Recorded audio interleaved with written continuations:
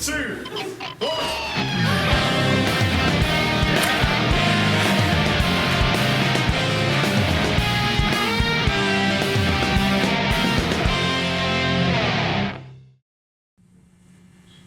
Sitting you down. I'm coming. Okay.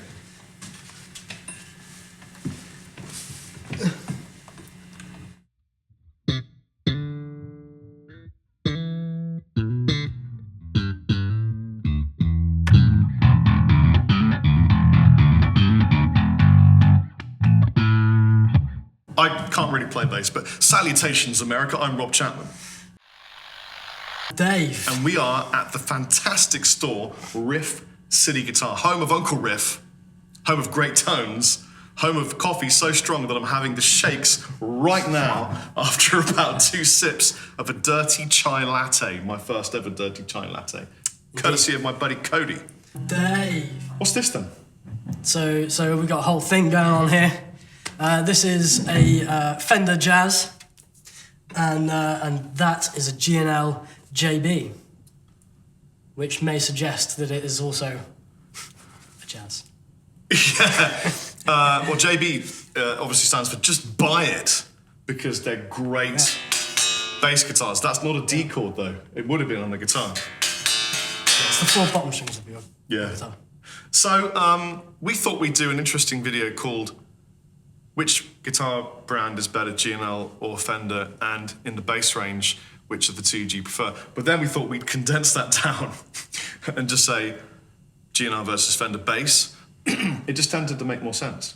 Indeed, it does. And then we thought, since we live in America and we have a flat here in Minnesota, why don't we just check out a couple of basses in our spare time? And then Dave, since he's a great bass player, could A-B them and just see which ones he thought were better, or worse, or different, or comparatively kind of the same or similar. Indeed. And give us the rundown on the bass tones from G&L and Fender. Yes. Which one's that? So this is the Fender American Pro Jazz.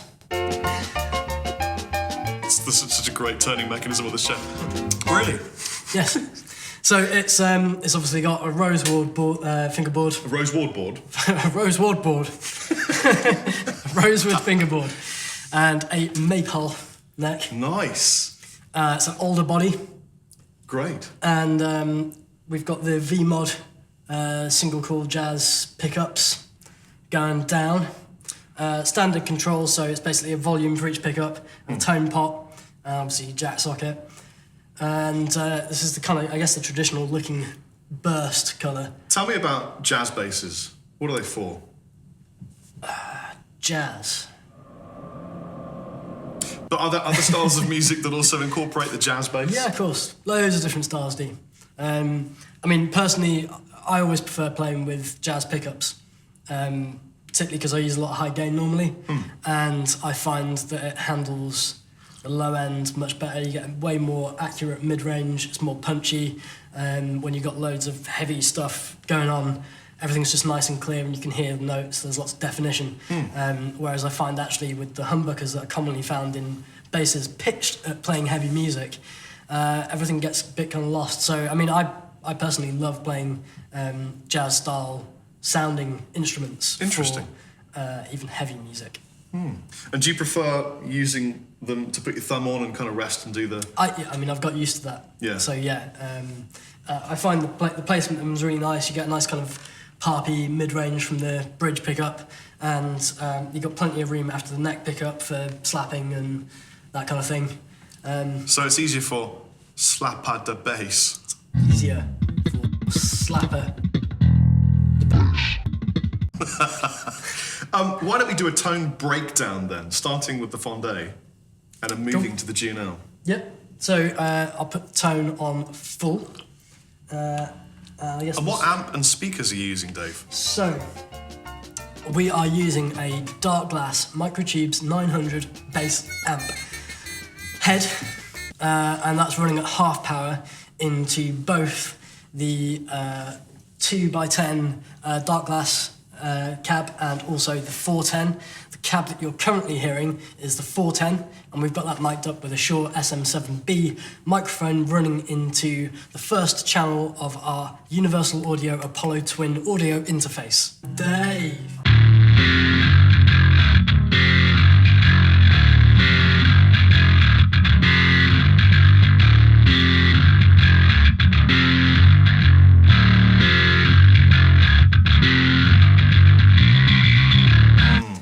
This may or may not be a world exclusive of these cabinets, because we did film the world exclusive, but we're still working on it, and we're not sure which video comes out first. But basically, these are boom tidy. They are. So they've got ceramic drivers in them that sound great, and Front ported. They've got a sort of proprietary design by Dark Glass crossover between the woofer and the tweeters, which is engineered for handling lots of level and distortion, and they sound fantastic. They're not available just yet, but when they are, you can just basically check on the Riff website for availability, and as soon as they are available, you'll be able to purchase them from Riff City Guitar. and it turns out they sound great on guitar as well as bass guitar, They do. unusually and rather strangely. Yes. It's a weird thing. So let's crack on with this. I'll put tone on full and both pickups in, and we can back off. Put them both in, Dave. So this is everything all the way up to 11.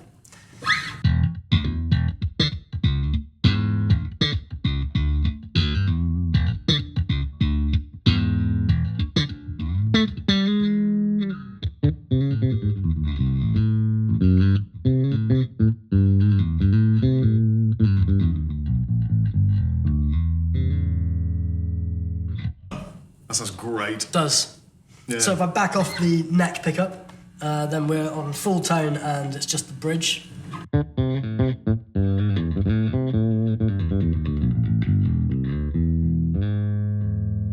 A serious percentage more pop in that Yeah. particular frequency setup. So I'll put that back in and we'll roll out the bridge. Okay.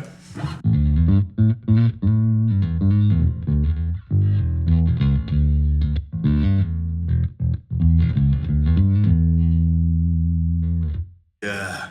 So that's way more woody. Yeah. So the other thing to note is that in that configuration, I've just noticed this as my ear has picked it up. Obviously they're single core, so it sounds like they're wired out of phase, so that when you've got both pickups on, Yeah.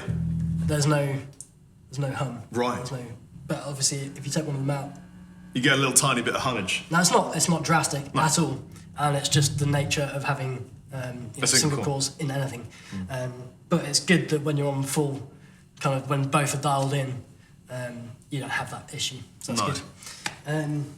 Obviously, you can also get blend. You know, you could put it on full neck and just have a little bit bridge in.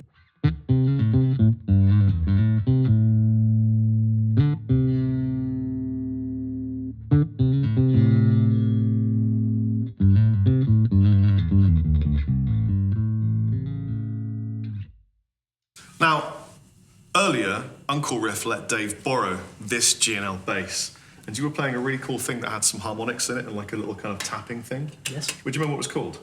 Or What it the was? song is? Well, do you know what it was? Yes. Could you play it to us? Because I really enjoyed it. But also, could you go through the tones on this particular bass? Yes, I can do that. Also, for those of you really interested, this is what a Red Dwarf sounds like with the bass.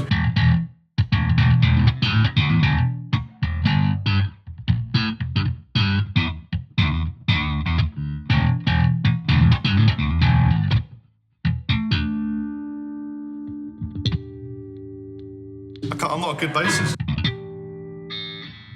Or you can cheat and you can do the like. Wow. How do you play these things?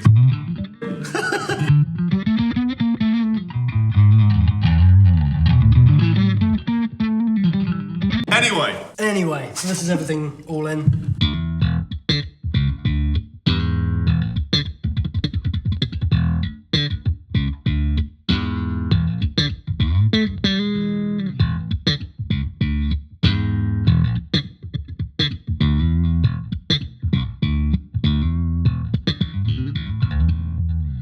That sounds fantastic, doesn't it? It does. Does it feel very different to the Fender? Okay, so we've got the goopy neck on this. Okay. And this is a medium C shape, I believe, and that's a slim C. It is a slim C. Well done for reading those charts on the floor. I didn't read them. I'm dyslexic. Right. I just remembered that stuff. We wrote them for no reason at all. We remembered them so that if I said something wrong, you could pick me up on it. So yeah, obviously we've got a gloss neck on this. Yes. So it's a bit more sticky. Whereas that's a nice sort of silky, smooth, satiny finish on the neck going on there. Another thing to note is that this is a nitro finish. Right. Which is very cool. That's going to age. It's going to age beautifully. Beautiful, special way. Get all crackly and nice and. Right. So and also this has been set up and this one hasn't. Right. Okay. So we just pull this off the floor. No, but for me, the action on this is just a little too high for me. Oh, okay. Whereas it was about perfect on that. So the G&L is immediately at a disadvantage.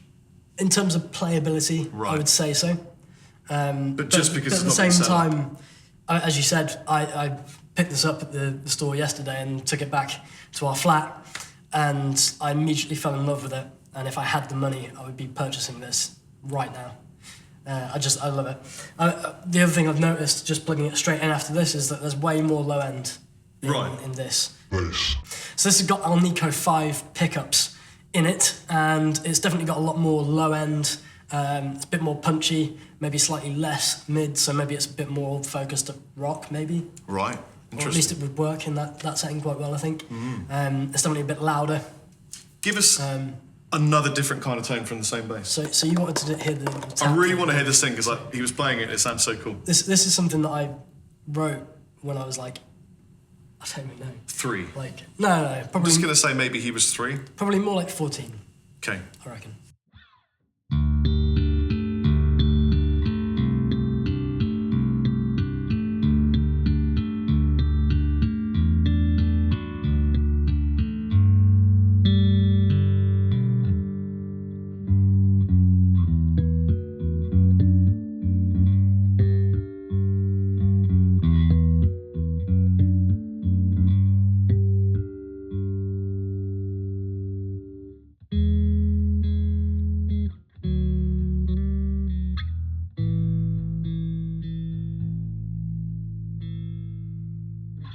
That's really nice. It's a really nice. I love the use of the thumb around here to get harmonics. The only other musician I've ever seen doing that is Dave Mustaine. Honestly, I've seen him doing this and doing notes and stuff. It's a thing with Dave's, man. Yeah. Me and Mustaine. Yeah. But also, important to mention that Dave got an honourable mention on the list of Daves. I did. That was very cool. That was Ultimate Guitar. Gave me a nice shout out for the top 25 Dave. best musicians called Dave. Which, just to be clear, I was not in the top 25, but I did get the honourable mention for not quite making the list. And that's good enough, because there's some great Daves. There are some really good Daves. You know? Who's your favourite Dave? Dave Gilmour. Not Elfson? It's Dave Gilmour. That's my final answer. I do not need to phone a friend. You know what? The first time I took my new 6-month-old son to Dave's house, the first thing he put on was a vinyl of Pink Floyd. I did. And I felt that was a really good educational situation for my son to be involved in. I feel like it's my role in his upbringing as Uncle Dave to just put the vinyl in his ears. To get the right audio experience into your child's brain. Dave. Which do you prefer? I prefer this one. Right. Despite it being a little difficult for me to play versus the Fender. Yeah. Because I mean, looking at it, the action can come down without having any issues. Yeah, it's a setup thing. So this could play as good as the Fender. Interesting. That plays really well. There's just something about the feel and the sound, the way it makes me feel when I'm playing it. It's a very personal experience. It's worth saying, of course, this is $1,549.99, and this is $1,749.99. So there are a few extra $100 involved in this particular product. But again, you've got nitro finish and... Yeah, it's true. Nitro finish is notoriously incredibly hard to do. So, because obviously we've done a bit of a backstory in another video of what G&L is, but I had no idea. And so Rob had to kind of explain it to me. So could you give a brief overview of what, where is this brand from? Leo Fender, George Fullerton, Dale Hyatt got together, formed a new company, called it G&L. It's incredible. It was Leo's final form. Yeah. Basically, Leo's final form. So arguably this should be just as much of a Fender as Fender is. Well, see, this is the thing. I mean, it's Leo Fender making guitars and basses. One of the most incredible people in the industry that ever did that and ever probably will. And he, as every human being does, gathered experience as he went along. But let's just not forget that Fender is the classic first and one of the best guitar companies in the world. It's got that prestige. You're never going to get better than a Fender. And I guess Fender's been manufacturing their instruments consistently for that amount of time, whereas I guess Leo, he's gone off, he's done other instruments, and obviously he's got the experience. It's like he just couldn't stop making excellent things. Yeah. That's what it is. I wish I could have met him, but sadly we can't. So let's just quickly go through some of the other comparisons in terms of pickups, isolation, see what happens. Yes. So I'll roll out the neck pickup and we'll just listen to the bridge. You'll also notice that we're getting that same single coil noise as I back this pickup off. Okay.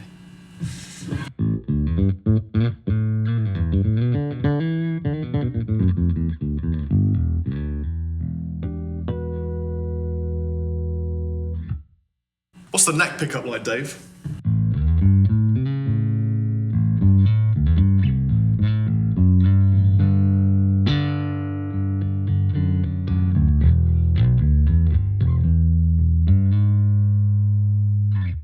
That sounds great. Sounds really nice. Really good. Do you want to hear my neck pickup? I don't know how to do it. How do you get a neck pickup on it? So you got both down? Yeah. So it's that one.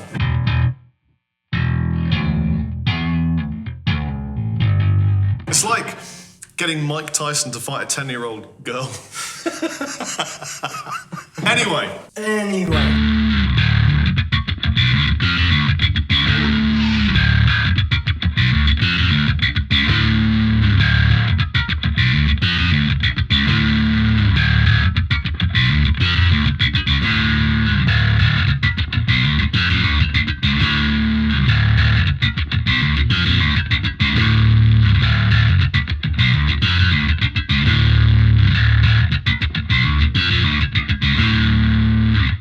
Well, there you go, guys.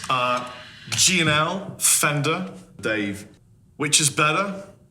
For you guys to decide. I don't know. I would say if I knew, Dave, but I can't play bass. I can't. I think it's a tough one to answer. I know which one I would buy, but I don't think that's to do with who's better. No. Personally. I've been Rob Chapman. Dave. See you later.